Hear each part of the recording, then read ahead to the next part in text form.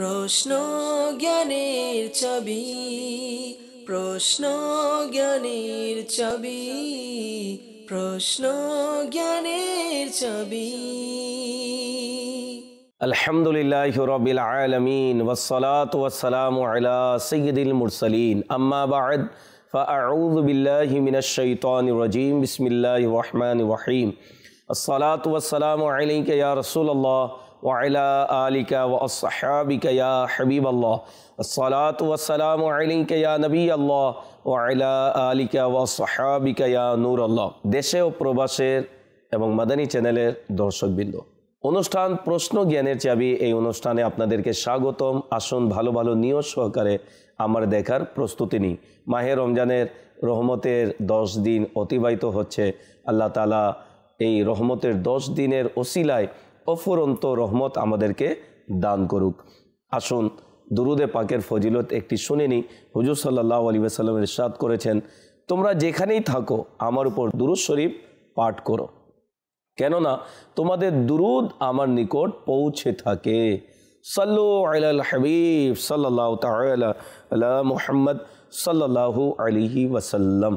মাদানী চ্যানেলের দর্শকবৃন্দ, অনুষ্ঠান প্রশ্ন জ্ঞানের চাবি, এই অনুষ্ঠান আপনাদের প্রশ্ন নিয়েই সাজানো হয়েছে। এই পর্যন্ত যারা আমাদেরকে প্রশ্ন করেছেন তাদের প্রশ্ন শুনব, তবে এর পূর্বে অনুরোধ করব, টিভি স্ক্রিনে আমাদের কল সেন্টারের নাম্বার চালানো হচ্ছে, হোয়াটসঅ্যাপ নাম্বার, SMS নাম্বার। আপনারা অবশ্যই আমাদেরকে কল করে নিজের প্রশ্ন রেকর্ড করিয়ে দিন। সম্ভব হলে হোয়াটসঅ্যাপের মাধ্যমে ভিডিও কল রেকর্ড করে আপনারা আমাদেরকে পাঠিয়ে দিন। ইনশাআল্লাহুল করিম চেষ্টা করা হবে পরবর্তী অনুষ্ঠানে সেটি সম্পৃক্ত করব। ইসলামী বোনেরা আমাদেরকে কল করবেন না, তবে SMS এর মাধ্যমে আপনারা যে কোনো প্রশ্ন আমাদেরকে করতে পারবেন। ইনশাআল্লাহুল করিম দারুল ইফতা আহলে সুন্নাতে মুফতি শফিক আত্তারি মাদানী উত্তর প্রদান করে থাকেন। আজকেও আলহামদুলিল্লাহ তিনি আমাদের সাথে রয়েছেন। যাব আপনাদের প্রশ্নের দিকে, দেখি কোন এলাকা থেকে কোন ইসলামী ভাই শরীয়তের কোন বিধান জানার জন্য আমাদেরকে প্রশ্ন করেছেন। জি, প্রশ্ন চালিয়ে দিন। আসসালামু আলাইকুম ওয়া রাহমাতুল্লাহি ওয়া বারাকাতুহু। ওয়া আলাইকুম আসসালাম ওয়া রাহমাতুল্লাহি ওয়া বারাকাতুহু। জি, মুফতি সাহেবের কাছে আমার একটি প্রশ্ন ছিল। প্রশ্নটা হচ্ছে, মসজিদের পাশে আমার বাড়ি এবং আমার একটি পা ভেঙে গেছে। আমি মসজিদের আওয়াজ শুনতে পাই এবং ঘরে তারাবি নামাজ আদায় করি, সেক্ষেত্রে আমার নামাজ হবে কি না?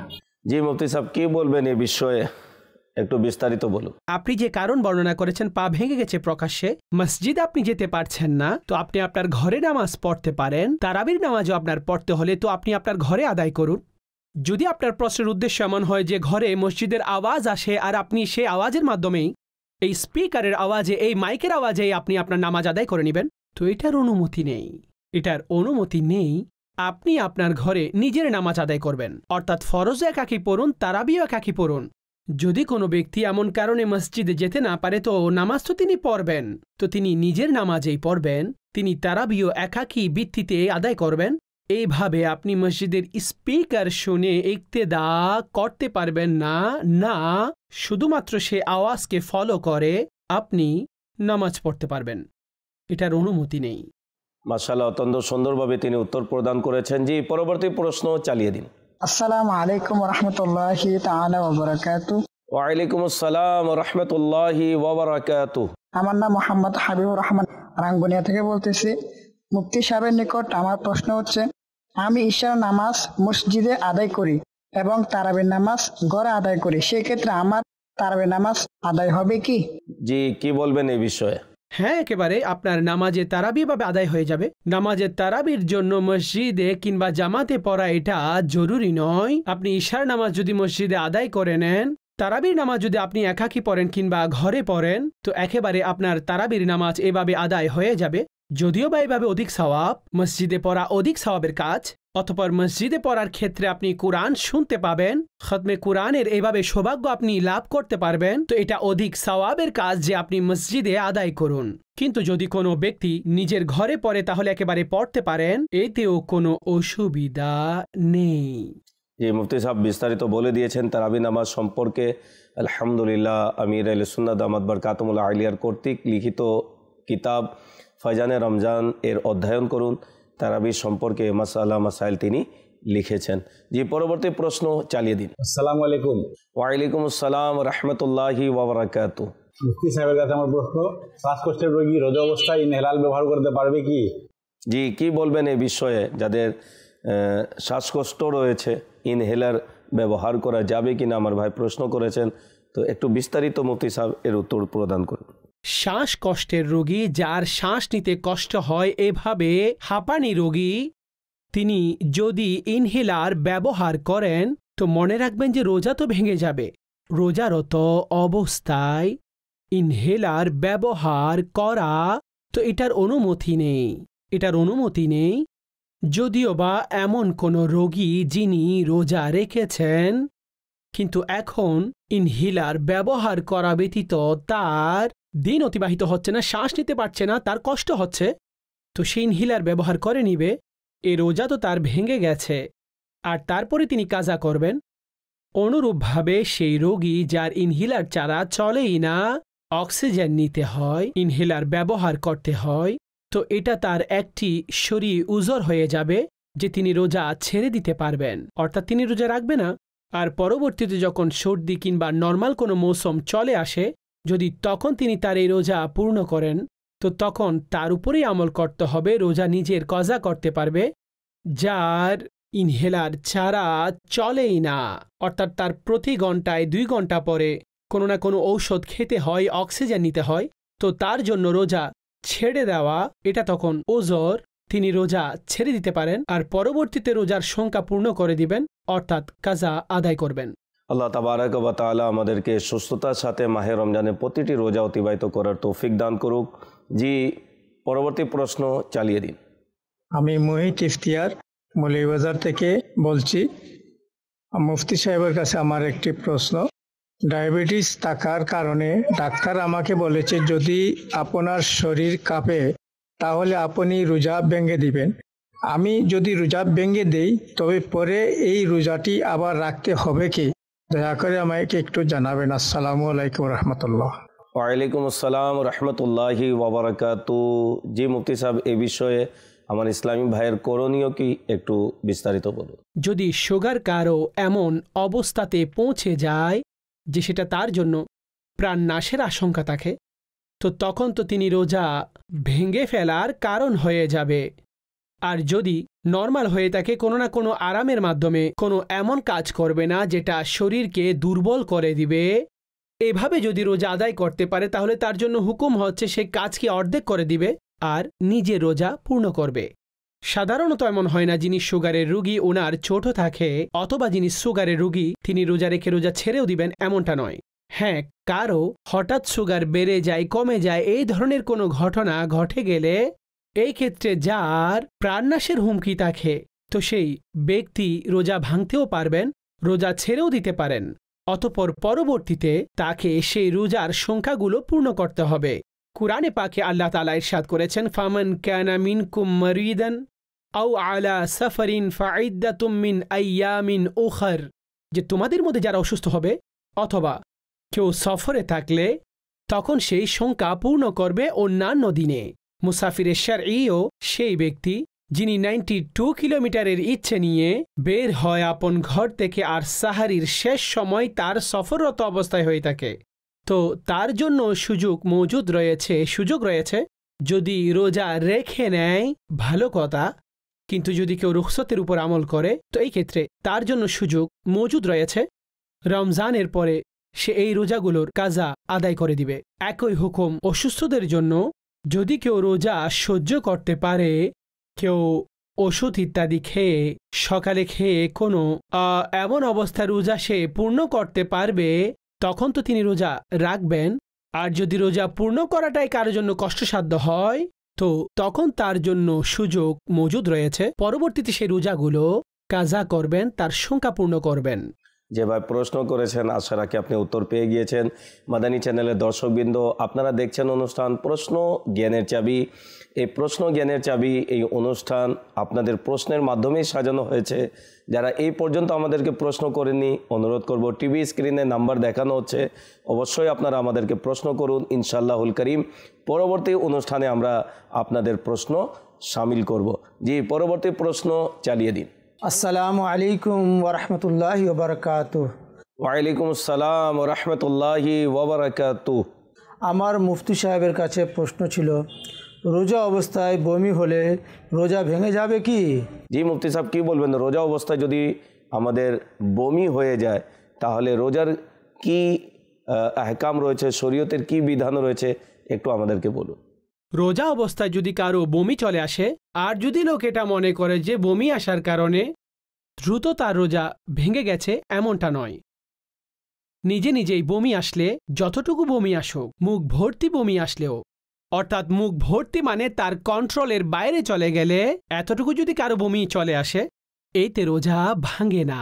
আর ইচ্ছেকৃত কেউ বমি করলে, আর সেটাও মুখ ভর্তি, অর্থাৎ জেনে বুঝে তার কাজের কারণে হয়েছে আর সেটাও মুখ ভর্তি করে, তখন তো রোজা তার ভেঙে যাবে। কিন্তু যদি ইচ্ছেকৃতও করে আর সেটা মুখ ভর্তি নয়, তখনও তার রোজা ভাঙবে না, অর্থাৎ তার রোজা হয়ে যাবে। তো এগুলো কিছু শর্ত। সাধারণত বমির মাধ্যমে রোজা ভাঙে না। আমাদের এখানে মানুষের শারীরিক যে অবস্থা হয়ে থাকে, অনেক সময় কুলি করার সময় বমি চলে আসে, ব্রাশ করতে গেলেও বমি চলে আসে। এখন যদি এমনটা হয় আর সেটা মুখ ভর্তি করেও হয়, তাতে রোজা ভাঙবে না। এতে রোজা এভাবে ভাঙবে না। সেটা ইচ্ছেকৃত, আর ইচ্ছেকৃত মুখ ভর্তি করে বমি হলে সেটা আলাদা বিষয়। কিন্তু লোকেরা যে সাধারণভাবে এভাবে বলে দেয় যে মাসালা, যে যেই ব্যক্তি এতটা বমি করল তার রোজা ভেঙে যাবে, এমনটা কোন অবস্থায় নয়। জি, রোজা অবস্থায় যদি বমি হয়ে যায়, কার রোজা হবে কার হবে না, মুফতি সাহেব উত্তর প্রদান করেছেন।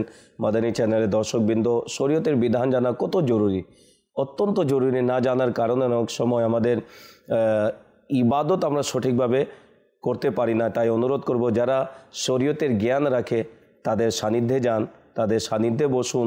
আলহামদুলিল্লাহ দাওয়াতে ইসলামীর মাদানী পরিবেশ আমাদের সাথে রয়েছে। আলহামদুলিল্লাহ দাওয়াতে ইসলামী ইলমে দ্বীন শিখানো এবং শিখার ব্যবস্থা এত সহজভাবে আমাদের জন্য করে দিয়েছে, যা যতই আমরা দাওয়াতে ইসলামীর শুকরিয়া আদায় করি ততই কম রয়েছে। আপনারা জেনে আনন্দিত হবেন, আলহামদুলিল্লাহ মাহে রমজানের 1 মাসের এতেকাফ, জি হ্যাঁ 1 মাসের এতেকাফ দাওয়াতে ইসলামী ব্যবস্থা করে দিয়েছে, যে এই এতেকাফে যদি কেউ বসে যায় তাহলে আলহামদুলিল্লাহ সে শরীয়তের বিভিন্ন মাসলা মাসাইল শিখতে পারবে, কোরআনুল করিম সহি শুদ্ধভাবে সে তিলাওয়াত করতে পারবে, নিজের নামাজকে সঠিকভাবে আদায় করতে পারবে, এবং অজু গোসল এবং যাবতীয় যে মাসলা মাসাইল আলহামদুলিল্লাহ এই 1 মাসের এতেকাফে শেখানো হয়। এখনও যারা আসেননি অনুরোধ করব, ঢাকা ফয়জানে মদিনাতে আপনারা চলে আসুন, 1 মাসের এতেকাফে অংশগ্রহণ করুন।